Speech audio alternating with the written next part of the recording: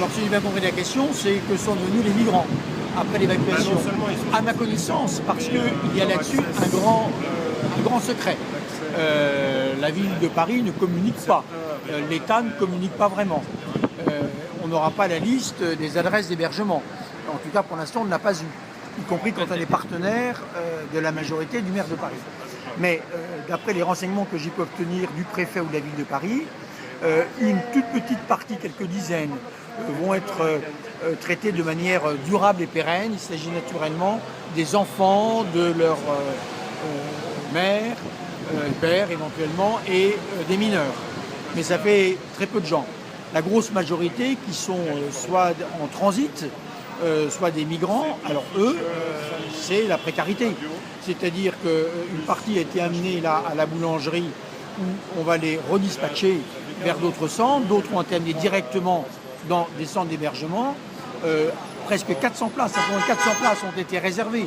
On me l'a dit, toutes les places ont été réservées, disponibles sur l'île de France. On les envoie là-bas, mais certains n'iront pas parce que c'est trop loin dans le 91. On ne va pas se foutre dans un 91 alors qu'on est en transit et qu'on va être près de la gare du Nord, forcément. Bon, certains n'iront pas. Ce sont des hébergements provisoires. Ça veut dire que finalement, dans quelques jours, dans quelques semaines, ces gens-là vont se retrouver aussi nombreux qu'ils étaient sur le campement, quasiment à la rue.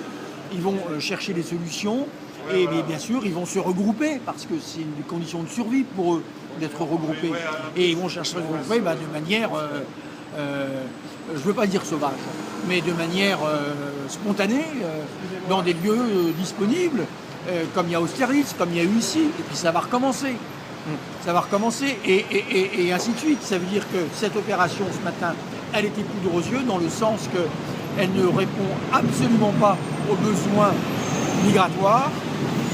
Elle est à la rigueur justifiée pour des raisons sanitaires. Par exemple, qu'est-ce que vous auriez proposé ? J'aurais proposé